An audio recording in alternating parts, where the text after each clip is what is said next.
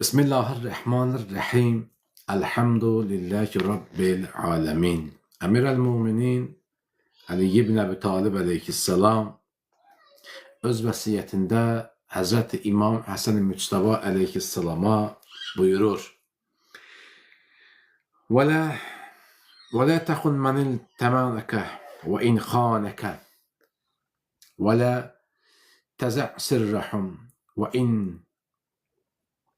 أذاع سرك ولا تخاطر بشيء رجاء أكثر منه واطلب فإنه يأتيك ما قسم لك والتاجر مخاطر. Səni əmin, etibarlı bilən şəxsə hətta o xəyanət etsə də sən xəyanət etmə. O sənin sirrini faş etsə də sən onun sirrini açma. Daha çoxa çatmaq ümidi ilə özünü böyük təhlükəyə atma. Ruzi üçün çalış, həqiqətən təyin olunmuş ruzi sənə çatasıdır. Qazanc ardında qaçan tacir özünü təhlükəyə atmışdır. Maraqlı bir mövzudur. Dərsimiz, mövzumuz xətər və həzər mövzusudur. Ki, adətən bilmirəm, bu hamıya şamilləmək olmaz təbii ki. Amma əksər vaxtı sənə biri kimsə xəyanət eləyirsə, sən də başlayırsan ona pislik eləməyə. Bəzən insanlarda bu hallar olur. Sən də ona xəyanət eləməyə başlayırsan. Birinə sir vermirsən, sənə bir sirrin deyibdir. Və yaxud da sən birinə sir vermirsən, sənin sirrini açıb kimsə orada burada, sən də başlayırsan onun sirrini danışmağa. İmam deyir, belə eləmə. Əgər bir nəfər sənin sirrini açıbsa, sən onun sirrini açma. Əslində, insanın xarakteri başqasının rəftarına görə deyil. Yadda saxlayaq. Necə ki, biz deyirik ya, öz ismətimizi, iffətimizi, abrımızı, həyamızı kiməsə görə qorumuruq. Yəni, bu o demək ki, insan öz xarakterini başqasının rəftarına görə deyil, öz mənəvi prinsiplərinə görə formalaşdırmalıdır. Allahın istəklərinə uyğun etməlidir ki, hidayət tapması üçün, islah olunması üçün, nəfsi təskiyə üçün, daha yaxşı bəndə olmaq üçün etməlidir. Nəinki kiməsə xoş gəlmək üçün. Biri ailə qurur, o bəy bununla ailə qursun deyənə hicabını açır. Biri bəy bununla ailə qursun deyənə hicab bağlayır. Biri, məsəl üçün, xanım onu bəyənsin deyənə üzünü qırxır, üzr istəyirəm. Biri xanım onu bəyənsin deyənə dəşi namazı sonra qılaram, gedim xanımla görüşüm, məsəl üçün. Ali hədəfləri çalışın, nəyəsə və kiməsə qurban verməyin. Bu dolayısı yolundan axirətini kiminsə dünyasına qurban vermək. Peyğəmbər Salavatullah Bihar-ül-Ənvarda buyurur ki, bu bədbəxt insanların göstəricisidir.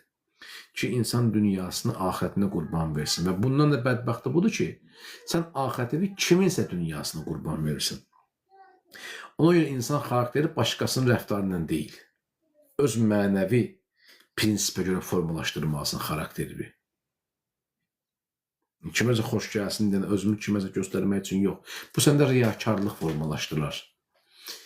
Səndə heç zaman zöhd əlaməti olmaz və sən zöhd sahibi ola bilməzsən, təqva əhli ola bilməzsən. Yəni, prinsipiallıq səndə olmalı deyil. Prinsipial, insan prinsip olar yaxşı bir şeyə prinsip olasan. Ki, elmi öyrənmək uğrunda sağlam rəqabət aparasın. Amma biri sənə pislik eləyibsə, sən də ona pislik eləmək bu möminlik əlaməti deyil. Bu Allahın bizdən istəyi deyil.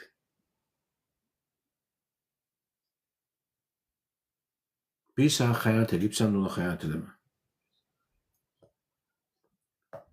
Adamlar olur, biri-birini danışdırmır, küsür, gedib onun acığına başqa iş görür. Pis yola gedib düşür. Hamı eyni şəkildə cavab vermə. Kimsə bir söz deyirsə, sən də ona o dediyi kimi cavab vermə. Birisi ədəbsiz bir ifadə işlətdi. İndirib, sən də o adamdansan, hər deyəcəksən, yox, olmaz. Birisi çox nalayiq bir ifadə işlətdi. Çox nalayiq bir söz yazdı kommentin altından. Ki, hərdən də gəlib bu da yazırlar. Videolarda, sosial şəbəkədə durub, onlara kimi cavab versən, sən də onların tay olacaqsın. Ondan bir fərqin olmayacaq. Axı, sənin fərqin var. İndi sənin bir qohumun sənin paxıllığı çəkir. Başlayır, üzdə deməsə də gizlində prinsip aparmağa. Və sən də bunu bilirsən. Və sənin də ondan prinsip aparmağın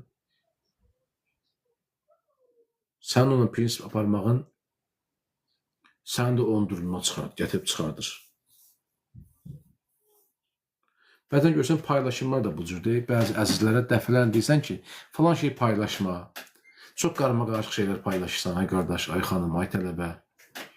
Biraz paylaşımda fərqlilik yarat, dəqiqə başı bir saatın içində 10 dənə şey paylaşma. Adamlar var, belə tələbələr də var, belə əzizlərimiz də var. Bir şey paylaşırlar. Adam bilmir, o paylaşdığı şəkilə baxsın, yazını oxusun, yoxsa videoya baxsın, yoxsa bilmir, fonda gələn o mahnıya, musiqiyə qulaq assın. Odaqlana bilmirsən, bilmirsən, belə paylaşımlar çıxırsın qarşısa yoxsa yox. Bilmirsən, videoya baxasan, yoxsa arxa fonda musiqiyə qulaq assan, yoxsa orada yazılan sözlər, heç birini tamamlamır. Bilirsən niyə? Çünki şablon həyat sürür ona görə. İçimizdə, ruhiyyəmizdə bir şablonluq var. Qoy mən də paylaşım, qoy mən də amadım o sanki qoy, güya təbliğat qoy. Bu təbliğat zad deyil. Bu öyrənmək deyil, öyrətmək deyil. Görürsən, WhatsAppda statuslar paylaşırlar. Çox qarma-qarışıq. Baxsan ki, bu statusun üzərində 6-7 və video format gedibdir. Biri paylaşıb, sən də paylaşımsan, o başqası paylaşıb. Bir dənə video şəkildir, şəklin üstündə 57 dənə logo var. 60 dənə ünvan var, nə var? Niyə bu nəyin təzahürüdür? Bu prinsipiyallığın. Belə adamlar inkişaf eləməyəcək, hətta saxlayın. Bəlkə də deyəcəksiniz, ayda, həqqi biz WhatsAppda gündə bəlkə belə şeylə paylaşırıq. Bu prinsipiyallığın təzahürüdür. Əsl böyüklük xəyanətə qarşı belə əmanətlər qalmaqdır. Bilirsən, pislik, ona pislik eləməməyin özü böyük insanlıqdır. Mütləq Allah bunun əcrini və mükafatını verəcək. Ona görə prinsipiyallıq heç də İslamda bəyənilən bir əməldir və hətta günah küfrə yeyib çıxarda bilər. Yəni, bir nəfər öz səviyyəsini göstərirsə, sən də ona o kimi cavab verməyin, sənin də onun hüküm olmağın bir şeydir. Sadəcə səni dilləndirməmişlər, o dilləndi. Fərqiz budur. Sadəcə sənin içindəkinə bir qığılcım lazım edir ki, bir söz desin, sən də o içindəkini söyə çıxardasan. Yəni, sən o deyənlə sub-soya deyən bir fərqi olmur. Heç bir fərqi olmur.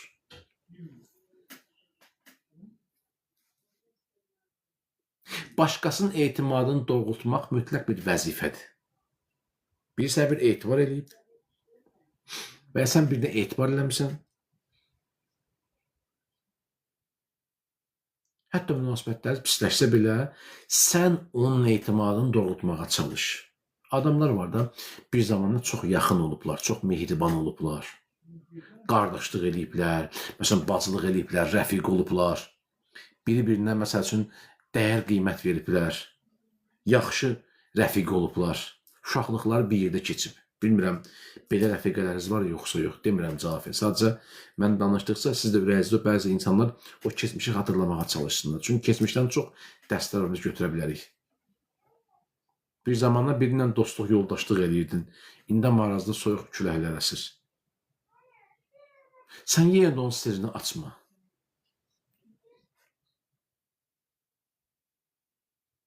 Sənə etdiyi o sirri sən yaysan, bu sənin mənəvi tənəzzülündür. O yaysa belə sən yayma. Bu ona ən böyük cəza olacaq, ən böyük cavab olacaq. Siz elə bilirsiniz, birinə cəza və əzab vermək, birini cavab qaytarmaq elə bəzən hərəkətdən və ya sözlə olur, xeyr.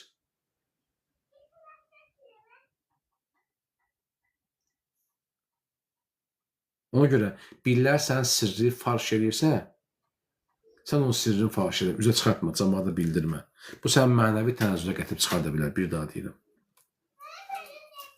Çox diqqətli olmaq lazım bu məsələdə. İmam Sadiq əleyhissalam buyurur ki, əmanətə sədaqət və xəyanətdən uzaq durmaq lazımdır. Yəni, bu prinsipə əsasında bir dənə söz deyir. Çox maraqlı dərsdir əslində. Çox şirin bir dərsdir. Bir daha deyirəm, çalışıram ki, biraz loru danışam ki, daha effektiv olsun. Elmican, çox sağ ol, qardaş. Sən özün bir dənə gülsən, varlığın burada tərabət verir zaten. İmam yanı çatdırmaq istəyir ki, biri sənin sirrini deyibsə, sən onun sirrini demə, hətta ondan o səndən danışmasa belə, bir zamanlar yaxşı dost olmuşsunuz, yaxşı qardaş olmuşsunuz. İndi sirrini sənə deyibdir. İndi münasibətlərimiz körlanıb. Bəzi adamlar var da, fürsət bilirlər. Bir balaca münasibətlər körlanan kimi başlayır o sirrini farş eləməyə. İmam deyir, sənin mənəvi tənəzzülün daha bu. Qoy o desin, eyb olmaz. Əgər sən ona qayıdıb o tipdə cavab versən, sən bundan fərqin yoxdur. Fərq nə idi? Bayaq dediyim kimi, o içindəkiləri izhar elədi, sən də yatmış o kini oyatdın və eynən bu onun tayı oldun. Əstağfurullah, Elvincan, qurban olarım. Ustad sizsiz, qurban olarım. Prinsipiyallıq deyil. İnsan prinsipiyallıq edəri sağlam rəqabətdə. Mən də başqası kimi olmaq üçün bu prinsip gözəl bəyənilən prinsipdir. O həsədin növləri var da, məndə var, onda olmasın, onda var, məndə yoxdur, məndə yoxdursa ikimizdə də olmasın. Bir də var ki, mən də onun kimi olmaq istəyirəm.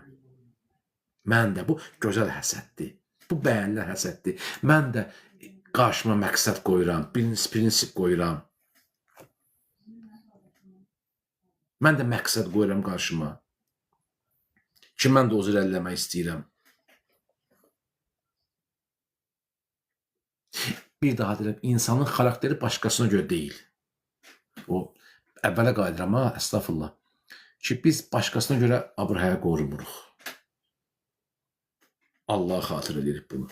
Yəni, öz mənəvi prinsiplərimə görə formalaşdırmalısın xarakteri, başqasına görə yox.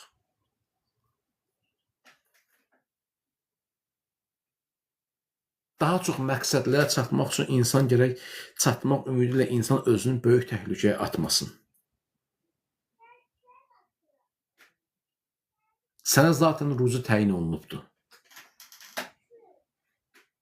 İnsan bilməlidir ki, ona təyin olunmuş ruzu mütləq ona çatacaq, mütləq çatacaq ona. Qazanc dalınca getsən, ki, tövsiyədə bunu buyururdu, əleyhissalam. Qazanc dalınca qaçarkən öz mənəviyyatını, ailəsini və ya canını təhlükəyə atan tacir əslində öz mənəviyyatını təhlükəyə atmışdı və məhvə məhkum edib bunu. Ona görə İmam Sadiq əleyhissalam buyurur ki, sənə etibar edib əmanət verən şəxsin əmanətini qaytar, hətta o şəxs İmam Hüseyn əleyhissalamın qatili olsa və o qanlı qılıncı mənə əmanət qoysa belə. Ki, bu hədis İmam Zeynalabdin əleyhissalamdan da var. Ki, mən bilsəm ki, bu qılınc atamın başını kəsibdir, qətl edib atamı, o qılıncı mənə əmanət qoyurublar, mən yenə o qılıncı saxlayaram. Ki, bundan böyük ağır bir hədis yoxdur. Bundan böyük bir söz yoxdur. Bir çox alimlərin də, baxın, alimlərin, üləmaların, ustadların həyatına baxın. Məsələn, Əllamə Təbətəbaiyə nə qədər təzyiqlər olmuş tələbəlik vaxtlarında. Ki, adama heç yerdə kirədə qalmağa ev vermirdilər.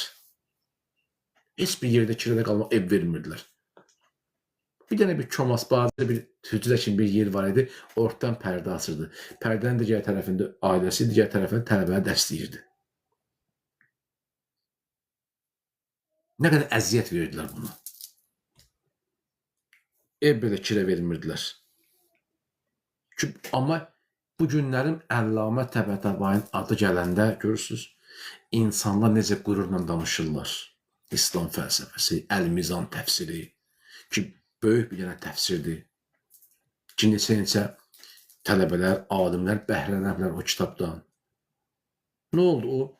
Pislik eləyənlər və yaxud ki, paxıllıq eləyənlər kimə qaldı bunlar?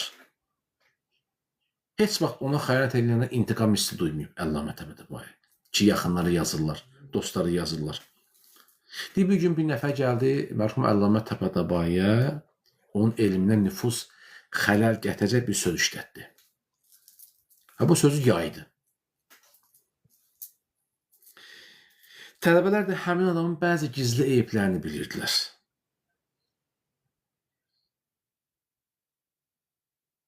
Ki, gəldilər ki, ağa biz o adamı tanıyırıq kimdir, onun özü nə bilim, söz deyən lazım, onun özün belə günahları var, belə eyiblər. O söz demək istəyirdi, Əllamə Təbətəbai onların sözünü kəsdi və bu söz dedi. Dedi ki, o öz vəzifəsini unudubsa, mən öz vəzifəmi niyə unudum? O sirri açıbsa, mən niyə açım? İnsan qəlbi bir əmanətdir. Onu başqasının çirkin əməli ilə bulamaq olmaz. Təsəvvür bir nəfər gəlib sənə pislik edibdir. Sənin bir səhvini bütün cəmaət danışır, yayır. Və sənə də onun bir səhv hərəkətini, bir işini gəlib deyirlər. İndi sən nə edəyərsən? Onu yayarsan, yaymazsan. O bəzi adamlar var, görsən, sosial şəbəkədə kiminsə ünvanına sözlər atırlar. Məsələn, adamlar var, görsən, WhatsApp-la statusa qoyurlar, sözünü ikinci şəxs çatdırmaq üçün belə mədəni şəkildə belə deyək də, o ədəbsiz ifadələr işlədirlər, söz atırlar kiməsə WhatsApp-la. Bəziləri belə, bəziləri elə. Niyə? Çünki bunun bir dənə sirrini kiməsə yayıblar, ya bunun haqqında bir şey danışıblar və sən də başla onun haqqında söz yaymağa. Yəni, sənin bundan fərqin yoxdur. Ona görə o öz vəzifəsini unudub, sənə nə olubdur? O xanımlığına, qadınlığına qiymət qoymur. Öz abırını, həyasını ortaya atıb. Bəs sənə nə olub ay xanım? Ola bilər bir dəstə hicablı xanım hicabını əməlləmir. Hicablı ola haram musiqilərə qulaq. Çünki hicablı xanım belə nümunəvi xanımdır adətən. Nümunə o cəmiyyətdə. Adətən cəmiyyət dindar adam görəndə hörmət edir, ehtiram edir ki, bu dindardır. Yəni, yaxşı işlər görən adamdır, pis işlər görməz. İndi bir nəfər əgərlərim öz vəzifəsində yerinə yetirmirsə, durun mən də o işi görürüm. Bir nəfər öz şəri vəzifəsini, fikri, öz əxlaqı, ədəb, ərkin qaydalarını bilmirsə, mən də o işi görürüm. Olmaz. Ona görə öz ruhuvu, öz mənəviyyatı başqasının çirkin əməllərinlə bərabər tutma, çirkin əməllərini xatırlatmaqla körlama. O suyu bulama, belə deyək. Nəticə olaraq bu dərs bizə nəyə öyrədir, əzizlər? Bu dərs bizə onu öyrədir ki, insan həyatda ən böyük itki maddi itki deyil. Ən böyük itki mənəvi dəyərləri itirməkdir. Ruzu təmin olunub. Amma xarakter itirilsə, onu geri qaytarmaq çətin. Yəni, Allah ruzu verəndir, sən narahat olma. Sən mənəviyyatını qoru. Sən mənəviyyatını qoru. Əgər belə eləməsən, səndə möminlikdən əsər əlamət qalmayacaq. Bir də baxacaqsan ki, hər şey əldən gedib, hər şey. Niyə? Çünki həyatını prinsip üzərində qurdun. Həyatını dünyəvi prinsiplər üzərində qurdun. Məqsədli çalışmadın. Allahdan uzaq düşdün. Problemləri Allah deyən kimi həll eləmədin. Peyğəmbər şəriətinə uyğun həll eləmədin. Öz prinsiplərini qabağa çəkdin. Öz həvai nəfsini, öz şəxsi rəyini qabağa çəkdin və nəticə etibarilə tövhiddən uzaqlaşdın. Və bir də baxacaqsan ki, gizlin şirkdəsən, gizlin şirk edirsən. Çünki adətən insanlarda bu cür olur. Ona görə 3 əsas prinsipi qoruyaq. 1. Etibarı qoru. 2. Xəyanətə bulaşma. 3. Risk balansını tap. Etibarı qoru, yəni nə? Sənə etibarlı bilənlərin etimadını heç vaxt sarsıtma. Ailən, dostun, iş yoldaşların, məscid əhli, ziyarət əhli, tələbələr, müəllimlər. 2. Xəyanətə bulaşma. Yəni, mənası budur ki, başqasının xəyanəti sənin əlində intiqam bəhanəsi olmasın. Yəni, bir sənə xəyanət edibsə, sən də onun günahlarını yayma, farş eləmə. Yəni, ona bu cür zərbə indirmə. Çünki sən onunla heç bir fərqin olmayacaqdır. Sadəcə fərqin budur ki, o birinci etdi, sən ikinci etdin. Rəqəm olaraq fərq olacaqdır. Amma başqa eyni hökm daşıyacaqsınız. 3. Risk balansını qoru.